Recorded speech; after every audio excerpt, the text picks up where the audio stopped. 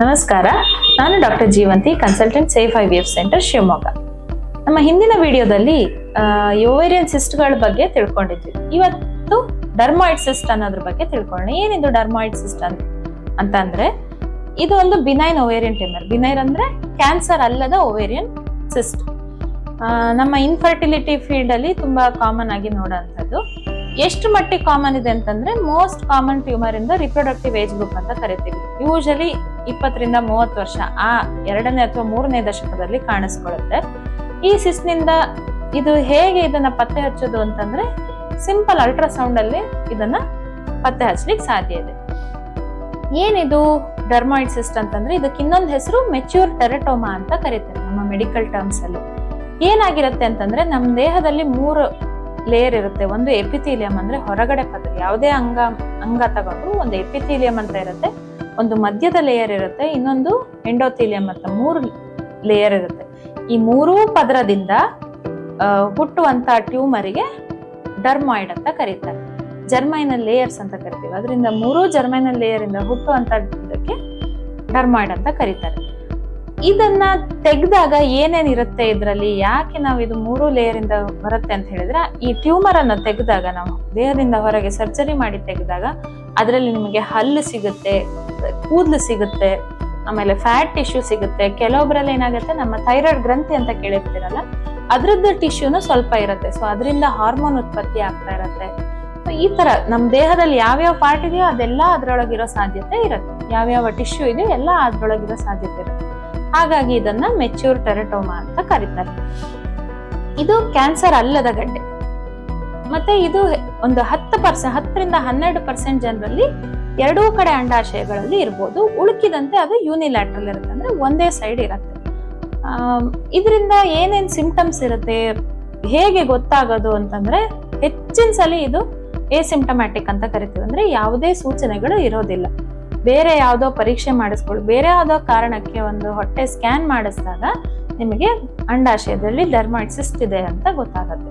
Simple ಆಗಿ ultrasound scan ಅಲ್ಲೇ ಇದನ್ನ ಕಂಡು ಹಿಡಿಬಹುದಾಗಿದೆ. ಬೇರೆ ಯಾವುದೇ ಹೆಚ್ಚಿನ ಟೆಸ್ಟ್ ನ ಅವಶ್ಯಕತೆ ಇರೋದಿಲ್ಲ. ಇದರಿಂದ ಕಾಂಪ್ಲಿಕೇಶನ್ಸ್ ಏನಾಗ್ಬೋದಪ್ಪ ಅಂತಂದ್ರೆ, ಮೋಸ್ಟ್ ಕಾಮನ್ ಕಾಂಪ್ಲಿಕೇಶನ್ ಏನು ಅಂತಂದ್ರೆ ಟಾರ್ಷನ್ ಅಂತ ಕರಿತೀವಿ. ಟಾರ್ಷನ್ ಅಂತ ಅಂಡಾಶಯ ತನ್ನಿಂದ ತಾನೇ ಅಲ್ಲೇ ರೊಟೇಟ್ ಆಗಿ ಟ್ವಿಸ್ಟ್ ಆಗುವಂಥದ್ದು. ಈ ತರ ಟ್ವಿಸ್ಟ್ ಆದಾಗ ಏನಾಗುತ್ತೆ, ಸಡನ್ ಆಗಿ ಅವರಿಗೆ ಹೊಟ್ಟೆ ನೋವು ಬರುತ್ತೆ, ವಾಂತಿ ಬಂದಾಗೆ ಆಗೋದು ಅಥವಾ ವಾಂತಿ ಆಗೋದು, ತಡ್ಕೊಳ್ಳಾರ್ದಷ್ಟು ಹೊಟ್ಟೆ ನೋವು ಬರುತ್ತೆ. ಸೊ ಇದೆಲ್ಲ ಟಾರ್ಷನ್ ನ ಸೂಚನೆಗಳು. ಈ ಡರ್ಮಾಯ್ಡ್ ಸಿಸ್ಟ್ ನಿಂದ ಫರ್ಟಿಲಿಟಿಗೆ ಏನಾದ್ರೂ ಎಫೆಕ್ಟ್ ಆಗುತ್ತಾ ಅಂತಂದ್ರೆ ಹೌದು. ಏನೇನಾಗ್ಬೋದು ಅಂತಂದ್ರೆ, ಆ ಸಿಸ್ಟ್, ಯಾವುದೇ ಸಿಸ್ಟ್ ಅಂಡಾಶಯದಲ್ಲಿ ಇದ್ರೆ ಅದೇನ್ ಮಾಡುತ್ತೆ, ಮೊಟ್ಟೆಗಳನ್ನ ಬೆಳಿಲಿಕ್ಕೆ ಬಿಡೋದಿಲ್ಲ ಕ್ಲಿಯರ್ ಆಗಿ. ಯಾಕಂದ್ರೆ ಮೊಟ್ಟೆಗಳು ಬೆಳಿಲಿಕ್ಕೆ ಜಾಗ ಸಾಕಾಗೋದಿಲ್ಲ. ಸೊ ಒಂದು ಸ್ಪೇಸ್ ಆಕ್ಯುಪೈಯಿಂಗ್ ಲೀಷನ್ ಅಂತ ಕರಿತೀವಿ. ಸೊ ಹಾಗಾಗಿ ಅದನ್ನ ತೆಗಿಬೇಕು. ಇನ್ನೊಂದು ಏನ್ ಮಾಡುತ್ತೆ ಈ ಡರ್ಮಾಯ್ಡ್ ಸಿಸ್ಟ್ ಅಂತಂದ್ರೆ, ಕ್ವಾಲಿಟಿನ ಕಡಿಮೆ ಮಾಡುತ್ತೆ. ಮೊಟ್ಟೆಗಳ ಕ್ವಾಲಿಟಿ ಏನಿರುತ್ತೆ ಅದನ್ನ ಕಡಿಮೆ ಮಾಡುತ್ತೆ. ನಮ್ಮ ಓವೇರಿಯನ್ ರಿಸರ್ವ್ ಅಂತ ಕರಿತೀವಿ. ಅಂದ್ರೆ ನಮ್ಮ ಅಂಡಾಶಯಗಳಲ್ಲಿ ಇರುವಂತ ಮೊಟ್ಟೆಗಳ ಸಂಖ್ಯೆನ ಕಡಿಮೆ ಮಾಡದೇ ಇದ್ರು ಅದ್ರದ್ದ ಕ್ವಾಲಿಟಿಯನ್ನ ತುಂಬಾ ಕಡಿಮೆ ಮಾಡುತ್ತೆ ಈ ಡರ್ಮಾಯ್ಡ್ ಸಿಸ್ಟ್. ಇದೆಲ್ಲ ಹೇಗೆ ತೆಗಿಬಹುದು, ತೆಗಿಲೇಬೇಕಾ, ಹಾಗೆ ಬಿಟ್ರು ನಡೆಯುತ್ತಾ ಅಂತಂದ್ರೆ, ಇದು ತುಂಬಾ ದೊಡ್ಡದೇನೂ ಆಗೋದಿಲ್ಲ. ಈ ಡರ್ಮಾಯ್ಡ್ ಸಿಸ್ಟ್ ಅಬ್ಬಬ್ಬಾ ಅಂತಂದ್ರೆ ಒಂದು ಮೆಲನ್ ಗಾತ್ರದಷ್ಟು ಆಗ್ಬೋದು ಅಷ್ಟೇ, ಅದಕ್ಕಿಂತ ಜಾಸ್ತಿ ದೊಡ್ಡದಾಗೋದಿಲ್ಲ. ಬಟ್ ಬಿಟ್ರೆ ಒಂದು ಫರ್ಟಿಲಿಟಿಗೆ ಎಫೆಕ್ಟ್ ಆಗತ್ತೆ, ಇನ್ನೊಂದು ನಾನು ಮೊದಲೇ ಹೇಳಿದಾಗೆ ಟಾರ್ಷನ್ ಯಾಕಾಗತ್ತೆ ಅಂತಂದ್ರೆ, ಇದರಲ್ಲಿ ಎಲ್ಲಾ ನಮ್ಮ ದೇಹದ ಎಲ್ಲಾ ಪಾರ್ಟ್ಗಳು ಇರ್ಬೋದು. ಸೊ ಈ ಹಲ್ಲು ಅದೆಲ್ಲ ಇದ್ದಾಗ ಭಾರ ಆಗತ್ತೆ. ಭಾರ ಆಗೋದ್ರಿಂದ ಅದು ತನ್ನಷ್ಟಕ್ಕೆ ತಾನೇ ರೊಟೇಟ್ ಆಗಿ ಟಾರ್ಷನ್ ಆಗುತ್ತೆ. ಸೊ ಟಾರ್ಷನ್ ಆದಾಗ ಅದು ಜೀವಕ್ಕೆ ಹಾನಿಕರ ಇರುತ್ತೆ. ಎಷ್ಟೋ ಸಲ ಟಾರ್ಷನ್ ಆಗಿ ಅಂಡಾಶಯ ಸಮೇತ ಸಿಸ್ಟ್ ನ ತೆಗೆಯುವಂತ ಸಾಧ್ಯತೆಗಳು ಇರುತ್ತೆ. ಹಾಗಾಗಿ ಇದನ್ನ ಈ ಡರ್ಮಾಯ್ಡ್ ಸಿಸ್ಟ್ ನ ತೆಗೆಸ್ಕೊಳ್ಳೇಬೇಕು. ಡರ್ಮಾಯ್ಡ್ ಸಿಸ್ಟ್ ನ ಜೊತೆಗೆ ಅಂಡಾಶಯನು ತೆಗಿಬೇಕಾ ಅಂತಂದ್ರೆ ಹಾಗೇನು ಇಲ್ಲ. ಅಂಡಾಶಯ ಚೆನ್ನಾಗಿದ್ದಾಗ ಡರ್ಮಾಯ್ಡ್ ಸಿಸ್ಟ್ ಅಷ್ಟೇ ತೆಗಿಬಹುದು. ಯಾವ ತರ ತೆಗಿಬೇಕು ಅಂತಂದ್ರೆ 2 ಆಪ್ಷನ್ ಇದೆ. ಒಂದು ಹೊಟ್ಟೆ ಕೊಯ್ದು ಮಾಡ್ಬೋದು, ಇಲ್ಲ ಅಂತಂದ್ರೆ ಲ್ಯಾಪ್ರೋಸ್ಕೋಪಿ ಮುಖಾಂತರ ಕೂಡ ಮಾಡ್ಬೋದು. ಹೊಟ್ಟೆ ಕೊಯ್ದು ಮಾಡಿದಾಗ ಕೂಡ ಬರೀ ಸಿಸ್ಟ್ ಅಷ್ಟೇ ತೆಗಿಬಹುದು. ಲ್ಯಾಪ್ರೋಸ್ಕೋಪಿ ಮಾಡಿದ್ರು ಕೂಡ ಬರೀ ಡರ್ಮಾಯ್ಡ್ ಸಿಸ್ಟ್ ಅಷ್ಟೇ ತೆಗಿಬಹುದು. ಆವಾಗ ಎಂಡೋಬ್ಯಾಗ್ ಎಕ್ಸಿಷನ್ ಅಂತ ಹೇಳ್ತೀವಿ.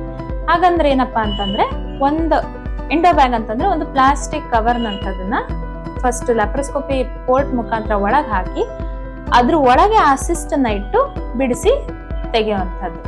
ಸೊ ಇದನ್ನ ಮಾಡಿದಾಗ ಏನಾಗುತ್ತೆ, ಈ ಡರ್ಮಾಯ್ಡ್ ಸಿಸ್ಟ್ ಒಳಗಿರುವಂತ ಕಂಟೆಂಟ್ಸ್ ಏನಿದೆ ಅದು ಹೊಟ್ಟೆ ಒಳಗೆ ಚೆಲ್ಲೋದಿಲ್ಲ. ಸೊ ಹಾಗಾಗಿ ಎಂಡೋಬ್ಯಾಗ್ ಎಕ್ಸಿಷನ್ ಅಂತ ಹೇಳ್ತೀವಿ. ಸೊ ಇದಿಷ್ಟು ಈ ಡರ್ಮಾಯ್ಡ್ ಸಿಸ್ಟ್ ನ ಬಗ್ಗೆ ಕಿರು ಮಾಹಿತಿ. ಧನ್ಯವಾದಗಳು.